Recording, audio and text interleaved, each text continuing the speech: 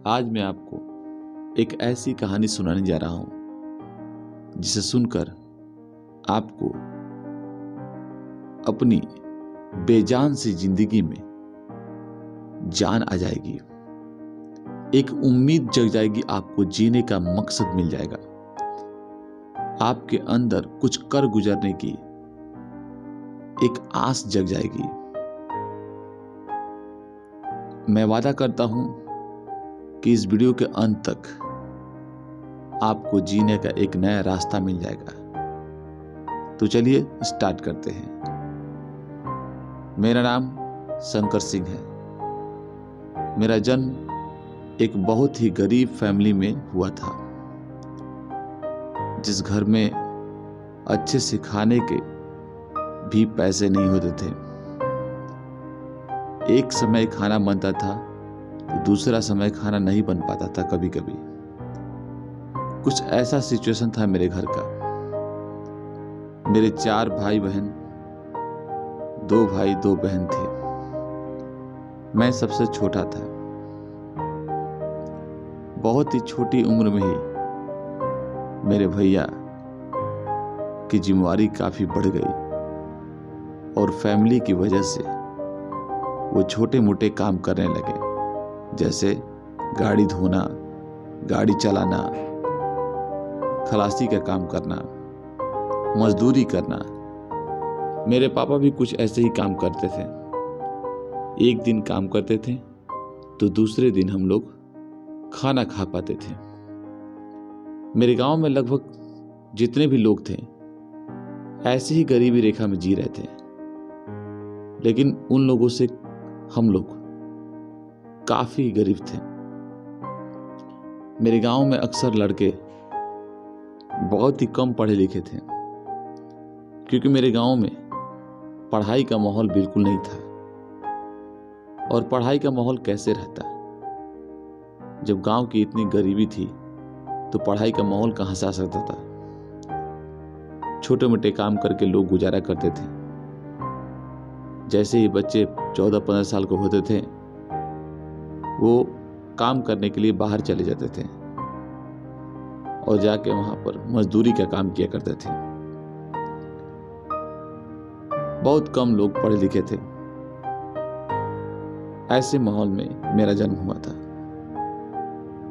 मेरे जन्म की भी एक बहुत बड़ी घटना है। मेरी माँ मुझे बताती है कि गुप्ता धाम हो गई थी। मेरा जन्म हो ही नहीं रहा था तो गुप्ता धाम गई थी शिव जी के मंदिर में। वहां जाके उन्होंने विनती की कि हे प्रभु, अगर आप मुझे पुत्र देते हैं तो जितने साल का होगा वो, जितने महीने का होगा, जब भी मैं आ पाऊंगी उसे लेकर आऊंगी। और भगवान भोलेनाथ की मेरे जीवन पर हमेशा कृपा रही। ये आप देखिएगा मेरे जीवन के अंत तक। और जैसे ही मेरी मम्मी आती है वहां से और मेरा जन्म कुछ दिनों बाद मेरा होता है, और मैं बहुत छोटा था, लेकिन मम्मी ने मन्नत मांगा था कि जितना भी बड़ा होगा मेरा बच्चा, मैं लेके तुम्हारे पास आऊंगी। तब मैं 3 महीने का होगा लगभग, और मेरी मम्मी मुझे लेकर गुप्ता धाम यानी शिव जी के मंदिर में चली जाती है। मंदिर गुफाओं के अंदर था। वहां लोग सिंगल जाते थे, बड़े बड़े लोग भी, तो उनका सांस फूलने लगता था। लेकिन माँ मुझे मानी थी, इसलिए वो लेकर जाती है मुझे। जब मैं अंदर जाता हूं तो कपड़े में मम्मी पूरा लपेट देती है मुझे, और अंदर जाता हूं तो मेरी सांसें रुक जाती है। मेरी माँ बहुत घबरा जाती है और रोने लगती है, और रो के बोलती है कि हे शिव जी, आपने इसको जन्म दिया तो एक काम करिए, अगर इसका अंत हो गया है तो आप ही रख लीजिए। और वहीं छोड़कर वो जाने लगती है। तब तक उस गुफा में पानी हमेशा गिरता रहता है। वो पानी मेरे चेहरे पे गिरता है और मेरा होश आ जाता है। मम्मी खुशी खुशी आती है और उठा लेती है, और उसी वक्त मेरा नाम शंकर पड़ जाता है। कुछ ऐसी थी मेरी जन्म की घटना। फिर जैसे तैसे मैं बड़ा हुआ तो पढ़ने का तो बिल्कुल वहाँ पर रिवाज ही नहीं था मेरे गांव में। एक छोटे से स्कूल में मैं पढ़ाई अपना स्टार्ट किया। बहुत गरीबी रेखा से गुजर रहा था। बचपना था, पढ़ने में मेरा मन बिल्कुल नहीं लगता था। बिल्कुल ही मेरा दूर दूर तक कोई पढ़ाई से रिश्ता ही नहीं था। और जैसे तैसे मैं क्लास 5 तक पढ़ाई किया कि 6ठी क्लास में मेरे भैया चाहें कि इसको बड़े स्कूल में डाला जाए, और उनकी इस इच्छा ने बहुत ही मेरे जीवन में परिवर्तन ला दिया।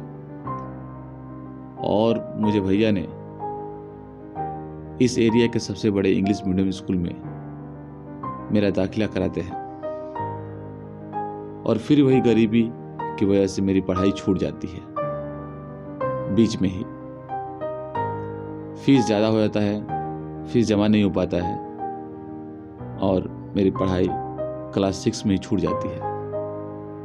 पढ़ाई छूटने के बाद लाइफ में फिर मेरा कुछ समझ में नहीं आता क्या करना है।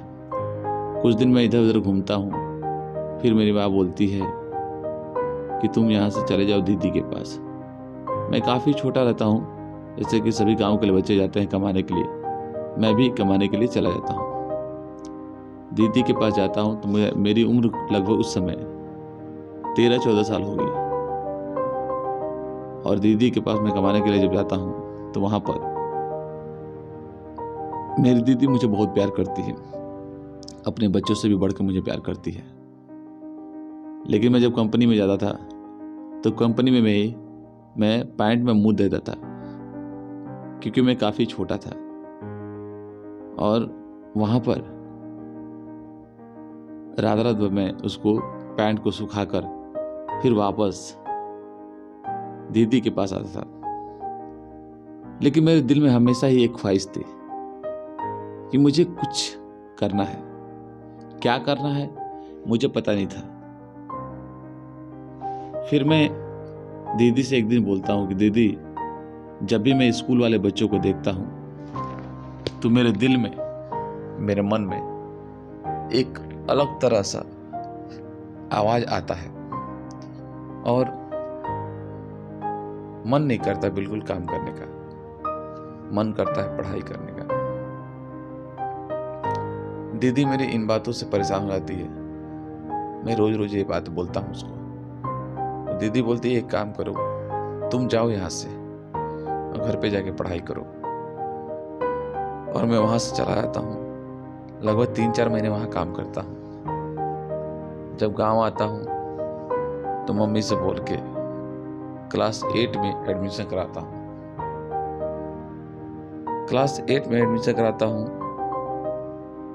मेरी किस्मत हमेशा ही खराब रही। 8 में एडमिशन कराता हूँ तो मेरे पड़ोस में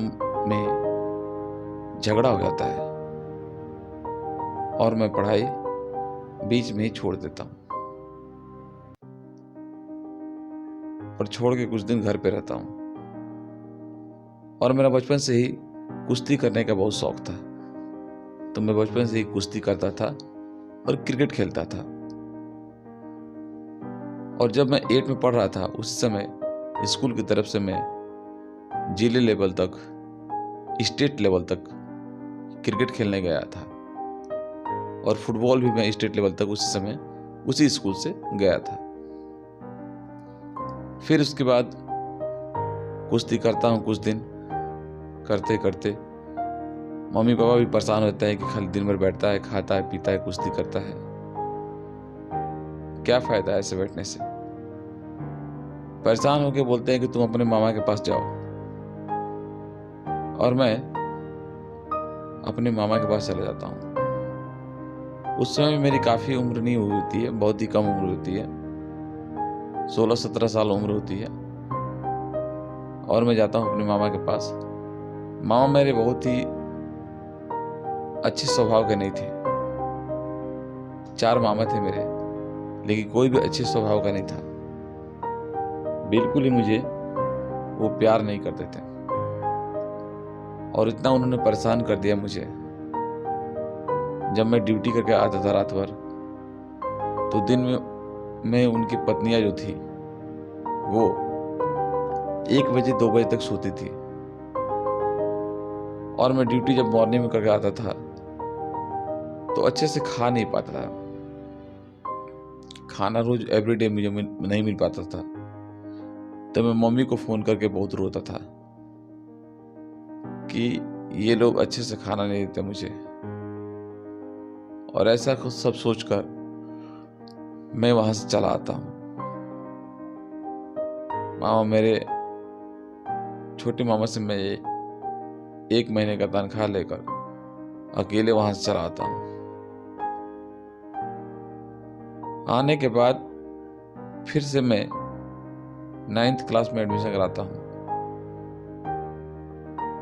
और कभी कभी स्कूल जाता था और कभी ज्यादातर घर पे ही रहता था। कुश्ती करता था, जिम करता था, लेकिन लाइफ का कुछ लक्ष्य नहीं था। कुछ समझ नहीं रहता मैं करूँ क्या। लेकिन कहते हैं कि जीवन में जो भगवान ने किस्मत में लिखा रहता है वो जरूर मिलता है। और संघर्ष करता गया और जैसे तैसे करके मैं क्लास 10th और 12th पास किया। काम भी करता था, पढ़ाई भी करता था। काम और पढ़ाई की वजह से मेरी पढ़ाई अच्छी नहीं रही। फिर मैं आगे जो है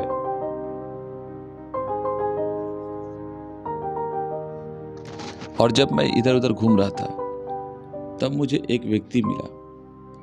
उसने बोला कि क्या तुम स्कूल में पढ़ाओगे? मैं बोला कि अगले दिन मैं तुमको सोच के बताऊंगा। और यहीं से मेरे जीवन का जो है अगला पड़ाव चालू होता है और जीवन बदलना शुरू होता है। और मैं सोच विचार के बोलता हूँ कि हाँ ठीक है, घूमने से अच्छा है कुछ 2 पैसे कमाऊं। और मैं स्कूल में पढ़ाने के लिए राजी हो जाता हूँ। स्कूल में पढ़ाने के लिए राजी तो हो जाता हूँ, लेकिन मैं पढ़ने में पहले भी बहुत बेकार था और जो पढ़ा लिखा भी था वो भूल गया था। जब मुझे वो क्लास में लेके गया तो एक लड़की उठकर मुझसे स्क्वायर निकालने का तरीका पूछने लगी। अब मुझे स्क्वायर निकालने आता नहीं था, मैं भूल गया था बिल्कुल। मुझे कुछ समझ नहीं आ रहा था अच्छे से। उस समय मुझे मल्टीप्लाई भी नहीं आता था, तो स्क्वायर तो बहुत दूर की बात है। और मैं लेकिन दिमाग से बहुत तेज था। मैंने एक लड़के से बोला कि तुम स्क्वायर कोई इस क्लास में कोई स्क्वायर निकाल लेता है? तो एक लड़के खड़ा होकर बोला कि हाँ सर मैं निकाल लेता हूँ। वो लड़का बोर्ड पे निकाल के बताया। उसके तरीके को मैं सीख कर फिर उसी के तरीके को मैं सबको बता दिया अपने ढंग से। सब बच्चे काफी खुश भी हो गए क्योंकि मेरा समझाने का तरीका काफी अच्छा था। उसके बाद मुझे बहुत ही शर्मिंदगी महसूस हुई कि मैं एक बच्ची के सवाल का जवाब नहीं दे पाया और बहुत शर्माया। उस वक्त मैंने कसम खाई कि आज के बाद कोई भी मुझसे कैसा भी सवाल पूछ दे मैं जरूर बताऊंगा। और मैं घर पे आया, बहुत मेहनत किया, जी तोड़ मेहनत किया। और नतीजा ये था कि मैं कम से कम 1000 फॉर्मूले गणित के खुद से निकाल दिया। वो 1000 तरीके निकाल दिया जिससे आसानी से मैथ को हल किया जा सके। अपने मेहनत के बल पर 1000 फॉर्मूले 1000 तरीके निकाल दिया जिस तरीके से मैं मैथ को आसानी से हल कर सकूं। आप सोचिए, जिस बच्चे को गुणा तक नहीं आ रहा था शुरू में, वो अपनी मेहनत और हार्ड वर्क के बल पर 1000 तरीके निकाल दिया मैथ करने के आसान तरीके। कहते हैं जीवन में कोई भी काम इम्पॉसिबल नहीं होता है, अगर मनुष्य ठान ले कि वो काम करना चाहता है तो वो काम कर देता है। हाँ, मेहनत तो करनी पड़ती है, क्योंकि बिना मेहनत के फल नहीं मिलता है। और फॉर्मूले तो मैं निकाल लिया, लेकिन अभी भी मेरे पास अनुभव की कमी थी। मैं उसको अच्छे से समझा नहीं पा रहा था, बोलने का तरीका मुझे नहीं पता था। तब मैं एक बार घर पे आया और शांति से बैठ के सोच रहा था। तब तक मैंने एक प्रवचन सुना, भागवत गीता का प्रवचन। वो साधु जी की आवाज मुझे इतनी अच्छी लगी कि मैंने पूरा भागवत गीता 10 दिन में खत्म कर दिया सुनकर। और उनका एक आशीर्वाद था, गीता का बहुत बड़ा आशीर्वाद था, भगवान कृष्ण का आशीर्वाद था कि वो आवाज मेरे अंदर आ गई और मैं उसे लगा समझाने उसी तरीके से, उस साधु जी की कॉपी करके। ठाकुर जी नाम है उनका, जो भागवत गीता गाते हैं, वृंदावन के हैं वो। और मैं उन्हीं की तरह लगा बोलने, और इतना अच्छा से बोला, इतना अच्छा से बोला कि उनकी यही प्रकोप, यही आशीर्वाद जो था, भगवान की माया जो थी मेरे ऊपर आई। और मैंने बहुत सारे स्टूडेंटों का जीवन चेंज कर दिया अपनी बातों से। अपनी बातों से मोटिवेट करके मैंने अच्छे अच्छे लोगों को, अच्छे अच्छे बदमाश लोगों को सही कर दिया। गलत से रास्ते पे जो जा रहे थे उनको सही रास्ते पे ला दिया। इतना अच्छा बोलने में हो गया मैं। मेरी बातें जब भी मैं क्लास में बताता था, बच्चे सुन के रो देते थे। वो अपने जीवन को बारे में सोचने के लिए मजबूर हो जाते थे। अक्सर बच्चे मुझसे कहा करते थे कि सर, जब भी आप क्लास में कुछ बताते हैं मोटिवेशन बात, तो हम लोग एक अलग ही दुनिया में चले जाते हैं कुछ देर के लिए, और अपने जीवन को संवारने के लिए सोचने पर मजबूर हो जाते हैं। और फिर क्या था, कहते हैं कि जिंदगी रुकती नहीं है। और मैं वहां से विदा ले लिया और मैंने निश्चित कर लिया कि अब मुझे आगे बढ़ना है, मुझे रुकना नहीं है। और स्कूल छोड़ के मैं जाने लगा। वहाँ बहुत सारे बच्चे जो थे मुझे बहुत प्यार करते थे। जब मैं स्कूल छोड़ के जा रहा था तो सभी बच्चे मेरे लिए रोने लगे, बहुत रोने लगे, क्योंकि मैं बच्चों को बहुत प्यार करता था और बच्चे मुझसे बहुत प्यार करते थे। तमाम तरह के, कहते हैं कि जिंदगी में एक रिश्ता होता है जो एक दूसरे से लगा रहता है। वही रिश्ता कुछ था उन अनजान बच्चों के साथ मेरा।